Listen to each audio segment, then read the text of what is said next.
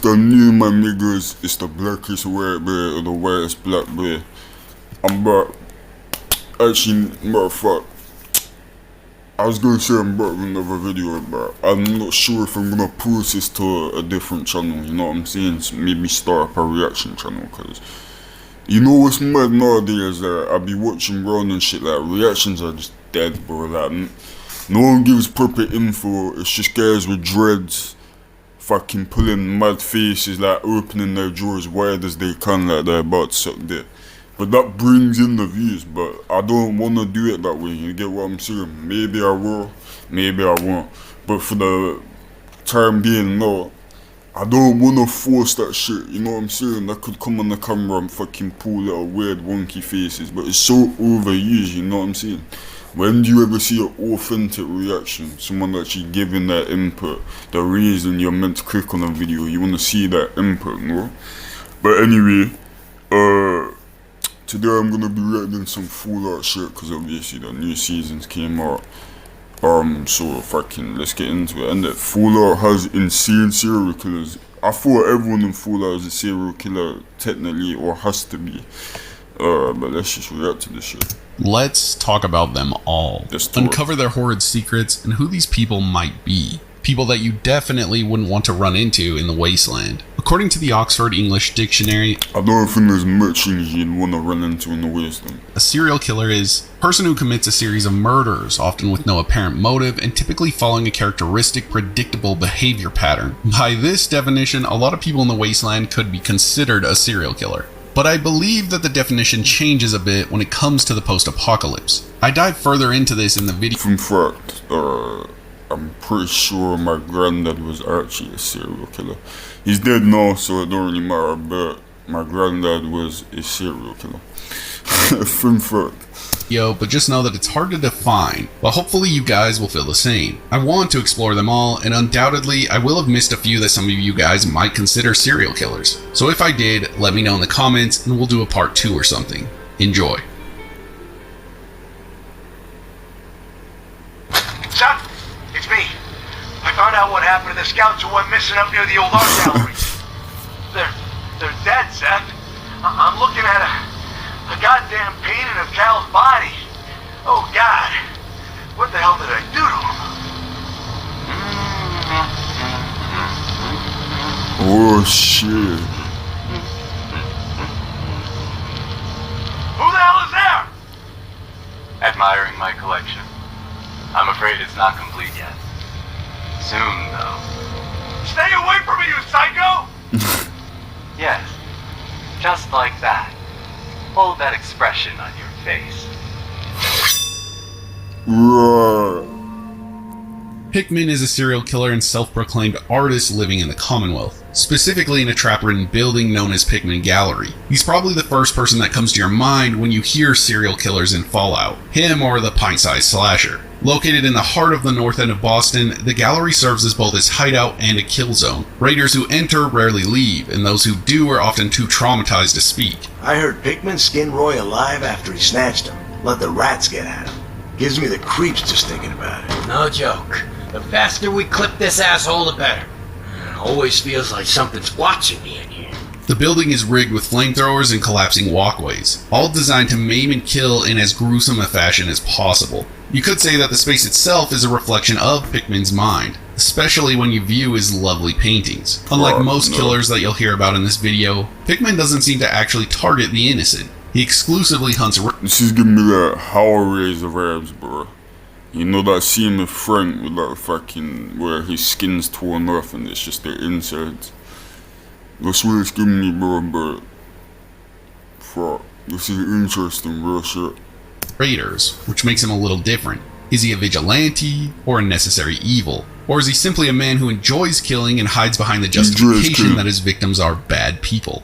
I think the radiation gets to their head. His victims' bodies are arranged in artistic poses, usually displayed with splashes of blood and messages. And these aren't just random kills, each one is intentional. Throughout the Commonwealth, you can find Pickman's calling cards, which are blood-stained notes left on the bodies of dead raiders. These notes typically include a red heart drawn in blood and have taunting lines meant to provoke more raiders into coming after him. If you come across one of these notes before finding the gallery itself, Firmly it'll automatically good. mark Pickman's gallery on the map and add an objective to investigate the location. When the sole survivor finally meets Pickman during the quest Pickman's Gift, he's cornered deep in the tunnels beneath his gallery by a raider named Slab. Slab is leading a hit squad to kill him. We got you, Pickman. Thought you could hunt and Oh. torture our people to your heart's content? Only a fucking coward hides. I'm gonna enjoy killing you. If you intervene and help Pickman, he won't try to kill you as well. In fact, he thanks you and offers you a key to a hidden safe behind one of his... Life lesson. How did little Jeff die? How have a lot of other serial killers died? As bad as you think you are, don't lose grit. You know what I'm saying? There's always killers out there. You can be killed too. Understand that. None of us are immortal. None of us are invincible. Anything you do can be done to you. So stay humble and believe in God. Put your faith in God. Simple message. Take that. paintings in the gallery. That was close. Thank you. Those people deserved worse than death. Why did they want you so badly? A small disagreement. Wait, what the fuck just happened? Like, have I just Yo, this is where my brain's scattered, bro. 1 minute I'm seeing this guy getting banged and dashed in a beer. Next minute standing with blood on him. So, did the vote dollar save him? I need to rewind that shit, bro. I mean... Oh, Killing you. If you intervene and help Pickman, he won't try to What the kill you fuck? as well. In Why fact, would you he hold thanks this you and serial offers killer? you a key to a hidden safe behind one of his paintings in the gallery. I guess you're just gonna ignore the fact Pitman just got fucking a bullet slapped in the back of his neck, bro. That was close. Thank you. Those people deserved worse than death. Bruh. Why did they want you so badly? A small disagreement. They objected to my hobby of collecting their heads. Let me repay you. What did you have in mind? A gift. Nothing Yeah, it's more. gonna be a If you cook or visit my house something, bro. again, Fuck that. look deep within my painting, Picnic for Stanley, and you will find my gratitude. You'll need this. Inside that safe is Pickman's blade, which is a unique serrated knife that causes bleeding damage over time, Whoa, as that's well as a pretty hard. handwritten thank you note. If you do choose to kill him or let the raiders finish him off, the blade can still be recovered, but the note won't appear. After the encounter with the That's raiders, pretty sick. Pickman gives the sole survivor a new nickname, Killer, and he makes it clear that he prefers to work alone. As much as I appreciate your help, I work alone.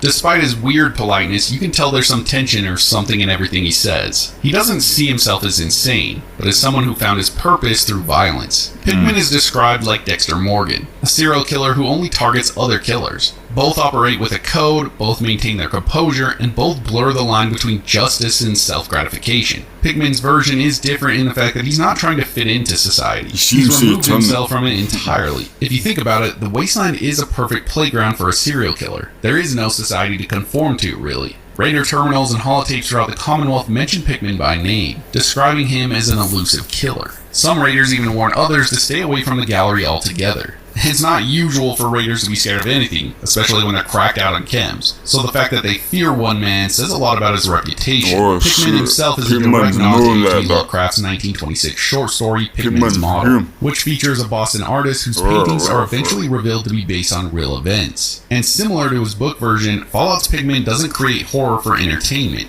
He makes Deeper as well. It took 4 months to corner Pitman, bro. It took 4 months. What's that say about him?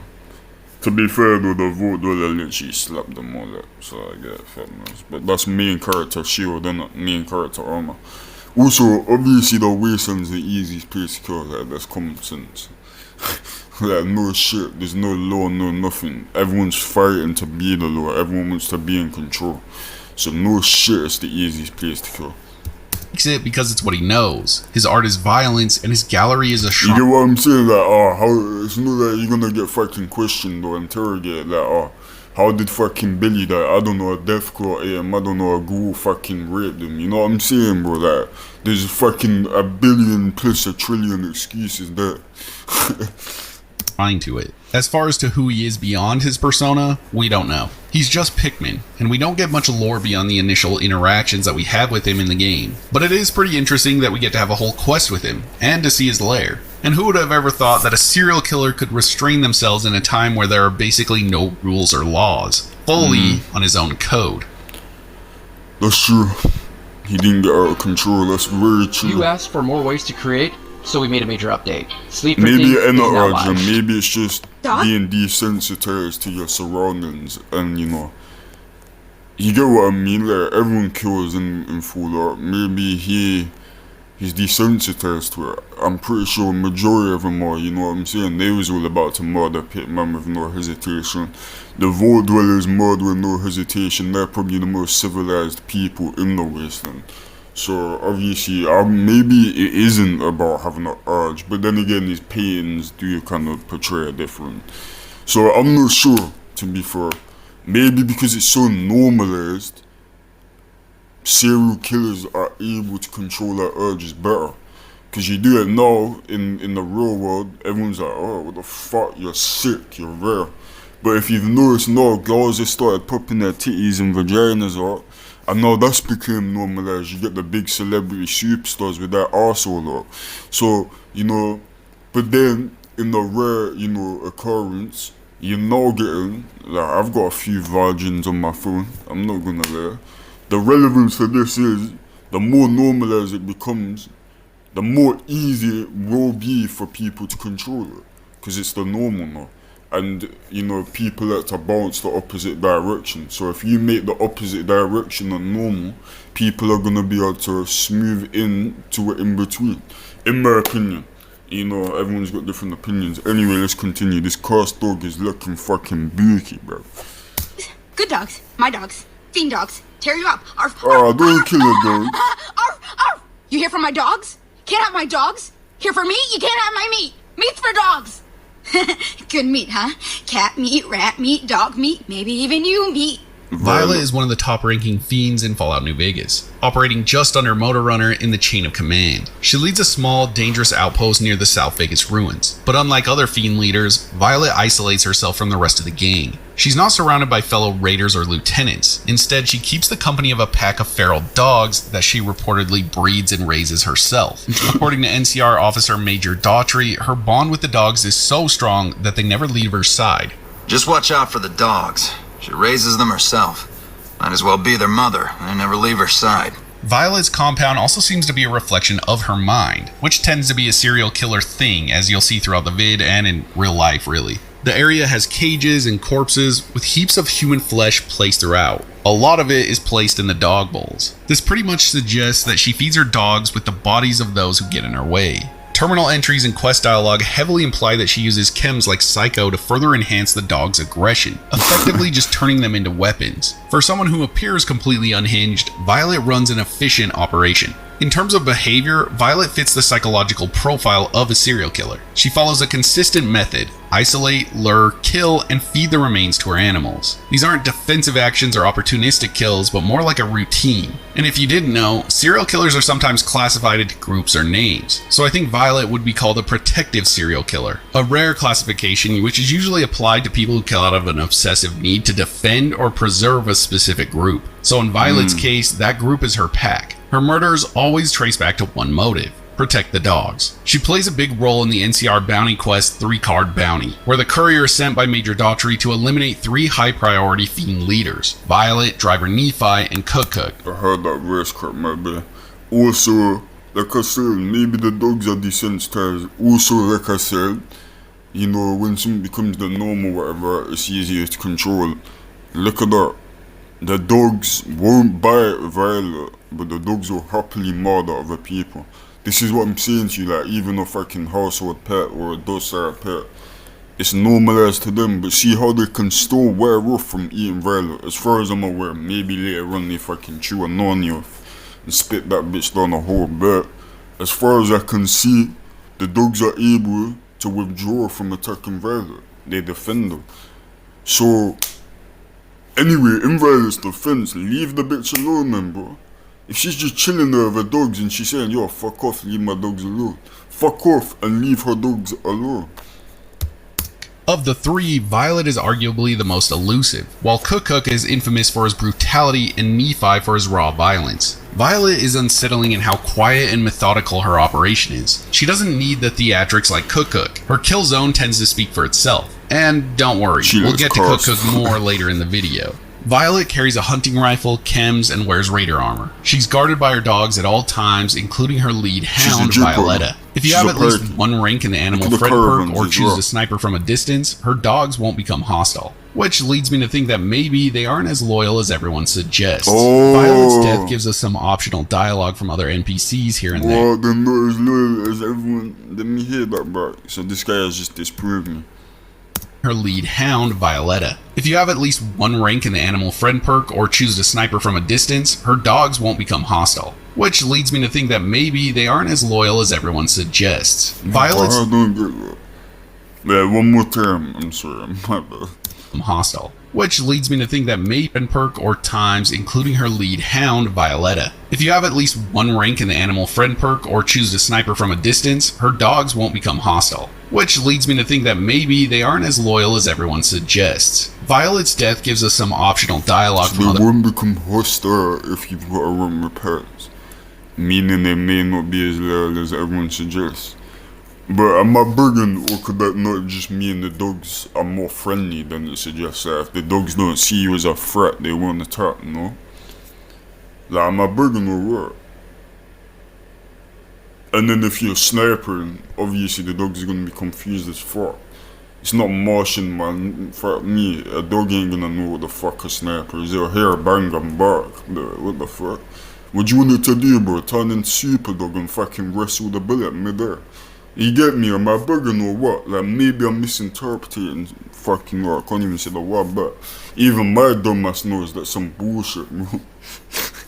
There are NPCs here and there. There's no personal reaction from characters, but the implication is clear. The fiends are more manageable without her. Major Daughtry will reward the courier with caps after turning in Violet's head, or even the mingled version of it, depending on how it played out. Cut content in the GEC reveals that Violet originally had unique dialogue lines. These would have let the player ask about her dogs, her relationship with the other fiend leaders, and her general thought process on the fiends and other things. These lines were probably scrapped to prevent people from exploiting the encounter, keeping her permanently hostile to ensure the bounty system functioned cleanly. Violet leaves a strong impression. She's not loud or boastful like the other fiends. She's cold and calculated, and that's what makes her terrifying. She's a raider warlord who chose animals over people, and routine over spectacle. In a faction known for erratic behavior, Violet is disturbingly consistent. That's what makes her dangerous, and why she's basically on this list. I'm sure there are dozens and hundreds of raiders in the Wasteland that have killed more than a few people, which would classify them as a serial killer. The FBI terms serial killings as serial murderers and as the killing of several victims in 3 or more separate events. Yeah, I was about to say, I think serial killers when you kill 3 or more people.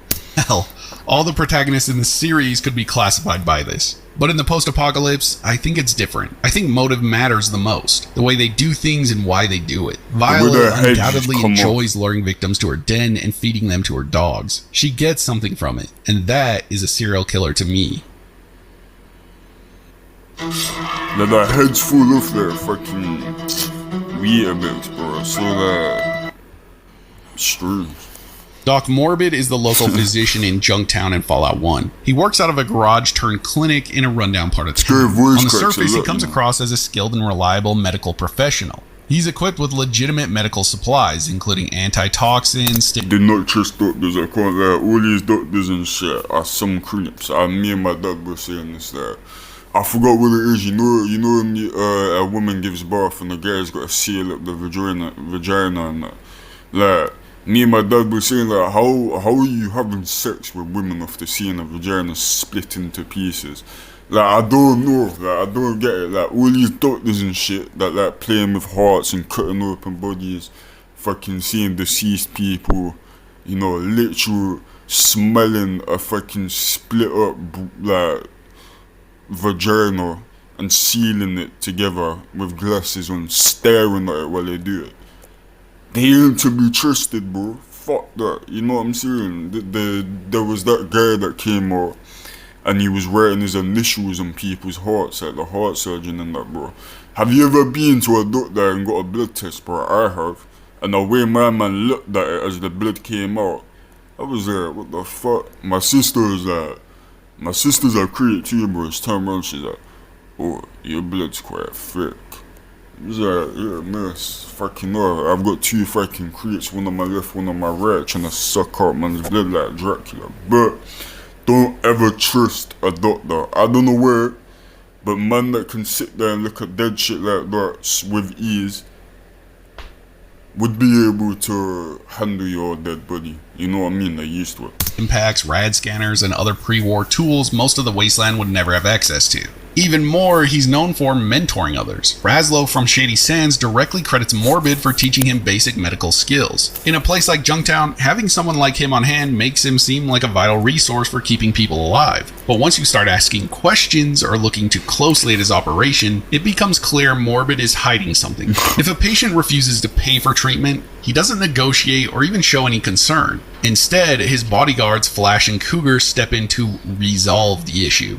Victims are dragged down to Morbid's hidden basement, where his assistant Gretch helps him harvest human body parts. These aren't discarded corpses. Morbid actively processes people for meat. The parts are then packaged and shipped to Iguana Bob in the hub, who then sells them as iguana bits to unsuspecting customers. The operation is widespread enough that caravan drivers casually mention hearing about a doctor in Junktown who deals in the dead, showing that while Morbid tries to keep it quiet, the rumors have made it into the trade routes. I mean, his nickname is Dr. Morbid, so I feel like he couldn't be too surprised. If you investigate and follow the clues, you can catch old Morbid in the act, revealing the full extent of his side business. You can also choose to eliminate him and his crew as part of the optional quest Blackmail Iguana Bob. One of the things I find the most unsettling about this guy is how calm and professional he is. Even when you confront him, he doesn't react with the panic or guilt you'd think. He'll even offer you a dangerous deal involving eye removal, which results in you receiving the eye damage status effect. The whole exchange is weird to say the least, and it might seem confusing to you guys. It does for me. But it shows that he sees people as resources and not patients. What sets Doc Morbid apart in Fallout's world is how grounded his evil is. Unlike raiders or mutants who kill on sight, Morbid operates in plain sight. Clean clothes, calm voice, medical license, using the town's trust to run a low-key organ trade. Fallout doesn't officially call him a serial killer, but many people would probably categorize him that way, I think. And the behavior fits. He kills repeatedly over time, profits from it, and shows no remorse. That's cause majority of people imagine serial killers as prolific ones like Jeffrey Dahmer, fucking Ted Bundy, you know what I mean? That's what general people think a serial killer is. Like, they don't have to have some mad name like Jack the Ripper, etc. Like, you know, there's a definition for a serial killer. So it don't matter if people think of him as one. He is definitely one. He doesn't do it to survive or even in self-defense. He does it for the money and the control. His victims aren't random. They're targeted for their vulnerability, and their deaths follow a consistent pattern. He plays the part well. Calm, polite, and cooperative when it suits him. But underneath it all, he's a predator who exploits and cannibalizes his own people for personal gain. His character model doesn't really have a unique appearance, and there's no visual indicator of his side hustle unless you go searching. The basement beneath his clinic is where the truth is found, and even then, you can choose to walk away, ignore it, or kill everyone involved. So for me, Morbid might be the first serial killer that we run into in the series. Yes, he's more... That's correct, you're a serial killer. Like, he's about to say you're just gonna kill everyone. So the vote, or whoever the fuck you play as is the first serial killer. It's yourself. In it for the profit than the act, some might assume, but it's too hard to know. Maybe he does enjoy doing it, and the money is just a nice bonus. We don't know much about the doc beyond this, but I'd steer clear of this guy for my medical needs. Oh god. The flamethrower?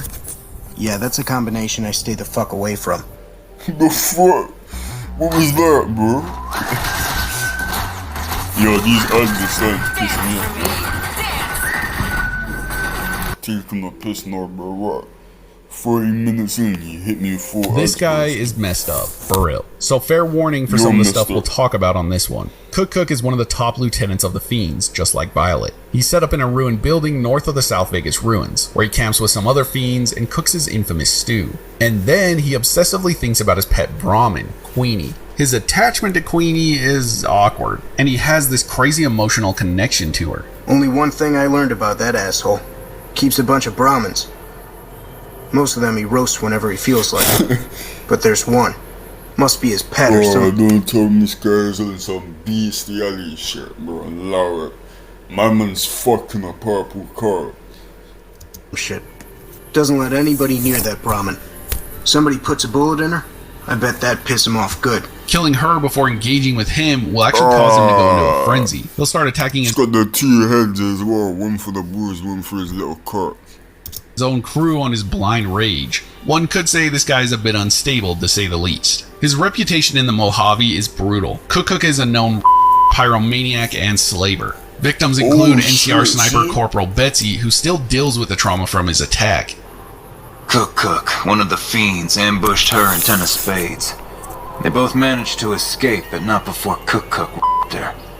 Betsy shrugged it off like it was nothing, but her behavior keeps getting worse. And then you have Pretty Sarah, who's a local pimp that was tortured and burned. One report mentions that after purchasing captives from the West Side slavers, he forced the women to watch as he burned a teenage boy alive. And these aren't one-off incidents. His behavior follows a pattern: sexual violence, fire, and psychological torture, often carried out in front of an audience. This dude is the literal devil. Based on what's shown and implied, Cook seems to fit the profile of a serial killer. Multiple victims, a repeated and sadistic method, and motivation rooted in domination and cruelty. I don't even know if anyone would argue with it, honestly. He earned his name partly because he uses fire-based weapons like incinerators and flamers, but also because he's known among the fiends for his cooking. Even though he apparently has the worst hygiene of all time, some fiends still consider him a decent chef. Yeah, that's Cook. Ugh, did he always smell like this, even before he was dead? And the fiends let this guy touch their food? When he can't get meat from raids, he turns to human trafficking, buying victims from slavers like Dermot and St. James. The implication is that his stew doesn't always come from Brahmin. Cook is widely regarded as the most disturbing of the 3 targets in the NCR Quest 3-card bounty. What sets him apart is how personal his crimes are to other characters. Pretty Sarah rewards the player with medics and caps for ending his life. Betsy, depending on how you handle her story, opens up about her trauma and shows genuine relief after his death. You killed him? Well, shit. Here I dreamed up this whole elaborate revenge fantasy. Didn't really think I'd do it, but as long as the tubby bastard was actually alive, I could pretend like I would. A lot of people do that, to be fair. I often find myself contemplating that I just gotta end this guy off. Nah, the jail time's long. You know what I'm saying? That this is what I'm saying, that even in today's society, your brain gets fucked with like that. Just cause you do get these little pricks nowadays that say this mad shit, start fights cause they seen fucking Aaron the plumber do it on live, or fucking, you know what I'm saying? So that shit, you know, when shit hits the fan, everyone does it. But in the Fallout universe, you ain't got shit to lose. You may as well have just went and blow his head off. But maybe the trauma's stopping her, you know, it's like a gravitational fucking pull on her. That happens a lot of rape victims. So you know them guys are like, oh, why didn't she just come out? Why didn't she just come out? It's scary, man. You know what I'm saying? It's not as easy as you think. You ain't had a dick forced inside you. Chill. Here, I owe you. Take it and get out of here, before I indulge my inner bitch and spoil the moment. He's one of only a few characters in the game flagged with the very evil karma, putting him alongside names like Mortimer and Vulpes and Kulta. What a great group these guys are. There's also unused dialogue in the game files that suggests he was originally going to have more lines about the NCR, his fellow fiends, his cooking, and Queenie. They cut it for the same reason that they cut... I ain't had a dick forced inside me either, by the way. I just wanted to make that clear, because that sounded mad. On God, I've never had a dick forced inside me. Pause the fuck up. Violets, I would assume. Even in a world full of maybe the worst people humanity has ever had the pleasure of dealing with, Cook stands out as one of the most depraved characters in the Fallout universe. Yeah, it's sick. Very, very sick. I never fucking had, bro, I beg. This guy, you know what? Ooh, let's give me backroom bags. Ooh, I like that. Did not need to see a bloody arsehole today, man. Oh, that's what my ex first said to me when I first met her. She said, behind you. I was like, where you at? She's like, behind you. My heart dropped down to my arsehole. Didn't imagine in a year she'd be having my child and hate my guts. But Life's always got unexpected fucking surprises, but if anyone ever says that text you behind you, gives you a letter saying behind you, fucking run. I don't care if it's a bad bitch, run.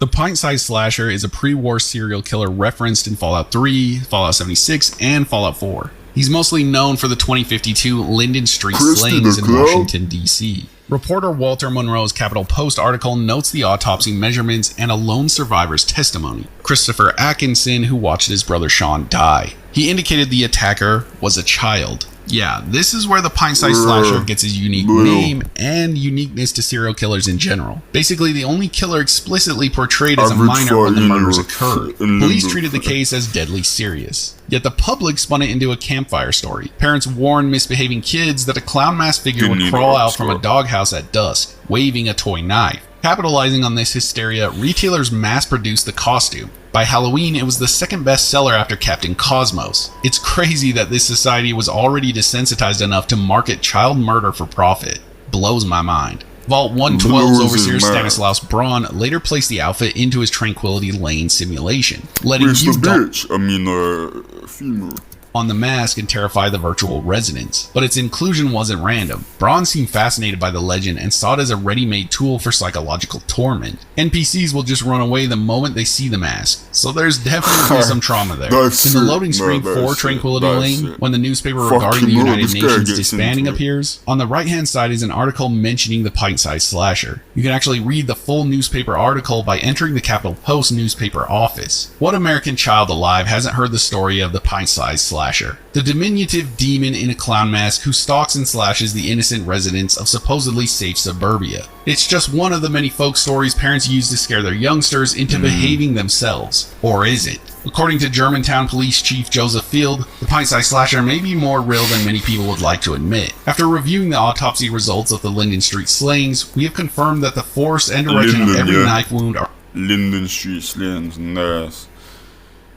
Cute little consistent with an attack from a much smaller assailant. A child, to be precise. Add to the sinister forensic findings this statement from Christopher Atkinson, the one surviving victim of the adolescent assassin, and it becomes clear that the pint-sized slasher does indeed walk among us. The clown, he's going to kill us all. Do you understand me? He stabbed my brother Sean right in the face. He killed my brother. The little clown. But assuming the pint-sized slasher is indeed real, tangible threat to peace-loving residents of DC suburbia, one question remains. Why? What could possibly motivate a child to don a clown mask and murder innocent people in cold blood? We may never know. At least not until the miniature maniac is brought to justice. Until then, all we can do is lock our doors, kiss our children goodnight, and pray they live to see the morning. The slasher research... Be careful what child you kiss, shit. You never know. Your child might be the one wearing that clown mask. You get me? Fucking no, though. Imagine you're there cooking food and that, and then you think your child's going out. Next minute, my man's going out stabbing bitches in my face. It happens. Surfaces later on in Fallout 4 in the Creation Club. A ghoul finds an original costume and then he kills an innocent passerby over it. They then start haunting College Square Station under the slasher's name and looks. I think Bethesda were kind of suggesting that the pint-sized slasher will be a figure in the lore forever. Anyone can take up the look and pretend to be the slasher. It's pretty cool. In Fallout 76, the costume is available again, and the loading screens reproduce headlines from the 2052 article, reminding people that the legend began with an actual string of homicides. Sadly, we have no information on who the slasher is or was, just the eyewitness account from Atkins calling him a male. There are theories online that he possibly ended up in the Parsons State Asylum and then escaped. But it's all theories, and the actual pint-sized slasher is never mentioned in this. So for now, this is what we have. But imagine he became a ghoul and is now immortal, still out there doing what he does best. Ghouls in the mall. Ghouls in the mall. From what I've heard, ghouls in the mall. Are there? Are there? Hold on. Quick breath. Hold on.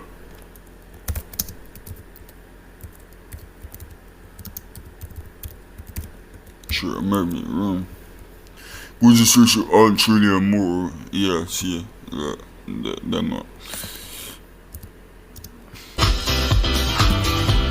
I didn't mean being that guy, by the way. I'm not trying to be like, well, actually. The Nuka Killer is a pre-war serial killer mentioned in Fallout 4, known for operating in the greater Boston area before the bombs fell. While the total number of victims is unknown, at least 3, Gonzalez, Yavitz, and Wright, are confirmed through evidence logs and terminal entries found at the Nahant Sheriff's Department. You also find more at East Boston Police Station and the Coast Guard Pier. What's that Muffman shit? You know the Muffman quote? I remember when I played Fallout years ago at that shows, man. I thought that was like a quote, you know? So it's the quote, all of the quote serial killers. This is what I'm saying. Locations document an active investigation that never reached a conclusion. The killer got their nickname from the signature left at each crime scene. Nuka-Cola bottle caps placed in the eye sockets of the victims, which is kind of a badass calling card, at least for Fallout anyways. Investigators also noted that all the victims were found with water-damaged clothing, leading to speculation that drowning played a role in the murders, possibly as the method of execution or part of the killer's disposal process. Basically, his ritual is laid out for us, which definitely pins them as a serial killer. The case was being tracked by federal officer A. Jeanette of the Serial Homicide Division and Sheriff Taylor from Nahant. The crimes had escalated enough to draw federal attention, but all leads appeared to have dried up before the bombs dropped, leaving the case unsolved and the killer's identity unknown. Unfortunately, we never find the Nuka Killer and they're only mentioned in a few terminals, but the details fit the pattern of a methodical serial killer. The repeated use of bottle caps in the victim's eye sockets points to a need for consistency, ritual, or maybe even a message. Possibly one for Nuka. Before I left collection, I have a question after. Women shoot with the family. So that don't really no relevance, but this guy is dead as using Nuka-Cola cards in man's eye sockets. Imagine I went wrong fucking putting Mountain Dew or Coca-Cola caps in guys' eye sockets after I marked them, bro. You just think, you know, you can't help but from where. Oh yeah, cups are currency, right? Yeah, my bad. Sorry for the yap. Cola Corporation. Maybe they caused some accident to occur in this person's life and they wanted revenge or to leave a message. Some people think that the Nuka Killer could have been a disgruntled Nuka-Cola employee, or an obsessed fan, or someone using the bottle caps as a way to mock the culture around them. None of these theories are confirmed, but it's hard to deny the bottle caps not being a message. You know what? That could be, you know what I'm saying? All they see is money. All they see is money. Because the cups are the currency there, right? He's digging their eyes out and putting the money currency in their eye sockets. Maybe saying that even though they assume it was worthless as a fucking cola cup, it's still all you see. All you see is money, currency, a dog shit currency. They always Nuka-Cola caps and not just any bottle caps. Unfortunately, this is all we have on the Nuka Killer. I doubt it'll ever be expanded on really, but the pre-war serial killers seem to be adding up, honestly. Here we are, Detective. If you followed my instructions, you're alone. And well, if you aren't, I've already left. You better be alone. Well, come on in. I've put my As you can hear, the final killer is me. No, work on display down here, and I'd very much like you to see it. The Fens Phantom is another pre-war serial killer mentioned in Fallout 4, who stalked Boston long before the bombs fell. Every lead in the case points to the Fen Street sewer, a maze of brick tunnels beneath the ballpark district that the Phantom turned into a private gallery of death. At least 24 victims, counted by matching the chalk X marks to intact skeletons, rib cages, and skulls, were posed in corners or propped at junctions. Some were placed as if they're seated for a portrait. Others are found in carefully staged piles. The crime scene count makes him one of the most prolific killers in the Commonwealth lore. You'll learn about him through a set of holotapes labeled Dear Detective. Each tape is addressed to the Boston investigator assigned to the case, and each one is creepier than the last. I want you to appreciate your surroundings, Detective. I can only be myself in a place like this. Life up there is exhausting. Every day you smile at people who don't care about you one way or another because that is what you do. Down here, I really get to... actually, you don't have to smile at people. Me personally, probably put my head down, walk around unless I'm forced to break a smile like if a kid touches me. Even sometimes though, I won't even break a smile for that, you know, cause I'm an awkward fuck. No, but real shit though, be yourself, you know what I'm saying? There's a lot of guys that force being loud in public. There's a lot of guys that force themselves to be quiet in public. Be who you wanna be, you know, but also keep in mind other people as well. Don't be that prick that comes trembling on the train, sparting up bullshit, you know what I mean? You be yourself, but with limits. You keep other people in mind, innit? But anyway, I'm yapping that shit. Point is, you don't have to smile at people. If you don't want to smile at people, don't fucking smile at people. It's your life. Live. I'm happy to share it with you today, Detective. The Phantom's voice stays calm, never shouting, as he explains that life up there feels phony while life down here lets him be authentic. He calls the sewer his home and tells the detective to appreciate the surroundings, and that every display is meant to be viewed, almost as if the murders are an artistic expression, similar to Pickman, I guess. It's clear to me that he has this sick fantasy of being caught, but he also wants to be understood. I am getting so anxious about our meeting, Detective. You know, I think I have only ever wanted someone to know me. And really, I can't think of anyone who knows me as well as you do.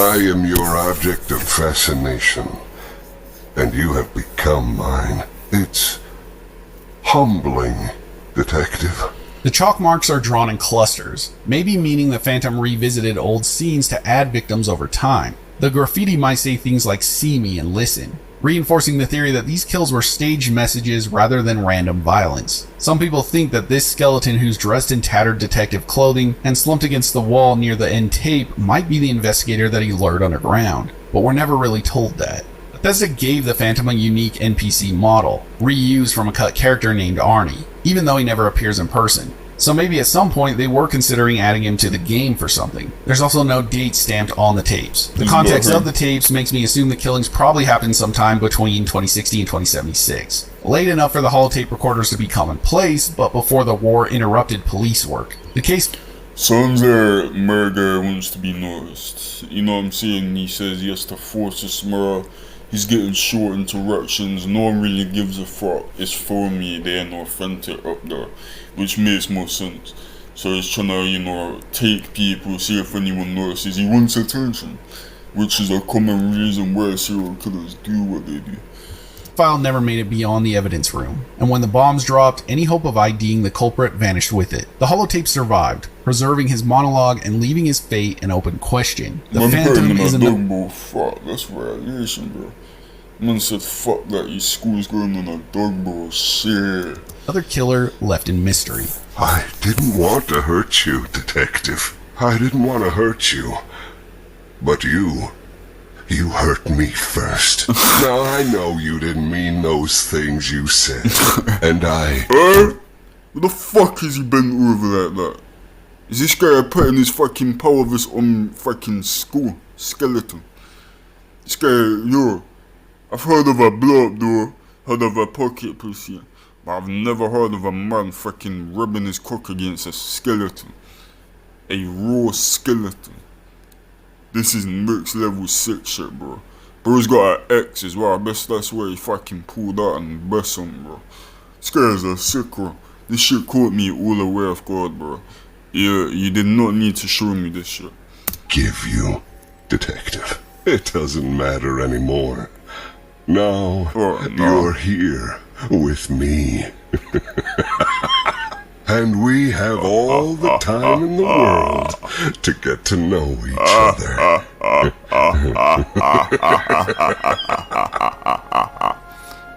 I contemplated putting people in the video like Mortimer from the White Glove Society or Leggett Lanius, but things about them for me never really fit the bill for a serial killer. At least not in the new sense of the word. But if you guys think they should be in the video, or anyone else really, then just let me know. I'd love to make another video on this stuff. If you made it this far, I really appreciate you watching. If you enjoyed, then maybe consider leaving a like. Very